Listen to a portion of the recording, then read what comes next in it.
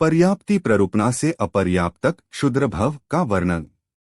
अपर्याप्त नाम कर्म के उदय होने से जो जीव अपने अपने योग्य पर्याप्तियों को पूर्ण न करके अंतर्मुहूर्त काल में ही मरण को प्राप्त हो जाए उसको लब्ध्य पर्याप्तक कहते हैं।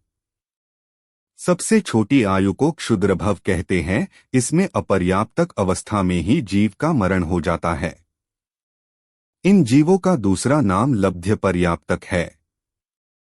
ऐसे जीव जिनकी पर्याप्ति पूर्ण नहीं होती है तथा अपर्याप्त नाम कर्म के उदय है वह लब्ध्य पर्याप्तक जीव है। लब्धि शक्ति अनहि पर्याप्ति पर्याप्ति। जिसमें पर्याप्तियों को पूर्ण करने की क्षमता नहीं है उसे लब्ध्य पर्याप्तक जीव कहते हैं। इसमें जीव की एक भी पर्याप्ति पूर्ण नहीं होती है। इस जीव का काल श्वास का 18वां भाग है। इसमें जीव का जन्म मरण दोनों हो जाता है। इसी को क्षुद्र भव कहते हैं। एक श्वास में 8-10 बार जन्मयो मरियो भरियो दुख भार, ये जो लाइन छड़ाला में आई है वह यही से आई है। यहाँ पर निगोद के जीवों के दुखों का वर्णन है।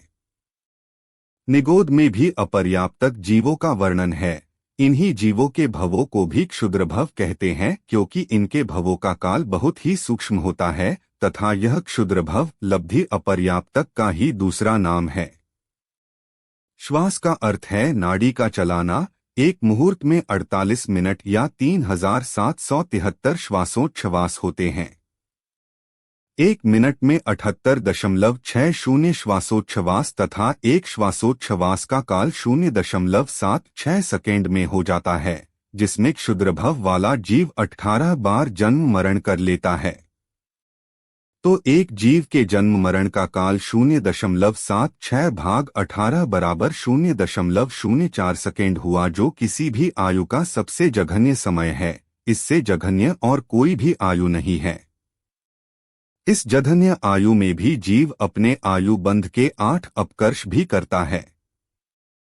एक लब्ध्य पर्याप्तक जीव यदि निरंतर जन्म मरण करे तो अंतर्मुहूर्त काल में 66,336 बार जन्म मरण कर सकता है, इससे अधिक नहीं। उसके बाद नियम से वह जीव पर्याप्तक जरूर बनेगा। इनसे अल्प स्थिति वाला अन्य कोई भी भव नहीं पाया जाता, इसलिए इन भवों को क्षुद्र भव कहते हैं। इन भवों में से प्रत्येक का काल प्रमाण श्वास का 18वां भाग है।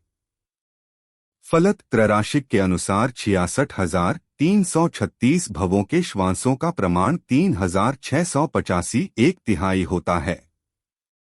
इतने उच्छ्वासों के समूह प्रमाण अंतर्मुहूर्त में पृथ्वीकाय से लेकर पंचेंद्रिय तक लब्ध्य पर्याप्तक जीवों के क्षुद्र भव अनुसार 66,336 हो जाते हैं तथा एक मुहूर्त में 3,773 उच्छ्वास होते हैं।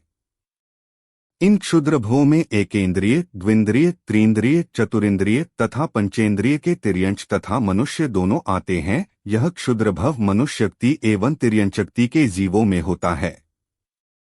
देवगति व नरकति के जीवों में क्षुद्र भव नहीं होता। एकेंद्रिय में 66,132 भव। एकेंद्रियों के पृथक पृथक क्षुद्र भव पृथ्वी, जल, अग्नि, वायु और साधारण वनस्पति, इन 5 के बादर सूक्ष्म से 2-2 भेद कर देने से 10 हो गए और इनमें प्रत्येक वनस्पति मिलाने से 11 भेद हो गए। इसमें बादर सूक्ष्म 2 भेद नहीं हैं, केवल बादर ही 1 भेद है। इनके प्रत्येक के 6,012 भेद होते हैं, अत 11 गुना 6,012 करने पर एकेंद्रिय के 66,132 भेद हो जाते हैं। विकलेंद्रिय में 180 भव, द्विंद्रिय के 80 भव, त्रिंद्रिय के 60 भव, चतुर्न्द्रिय के 40 भव होने से कुल 180 भव हो जाते हैं।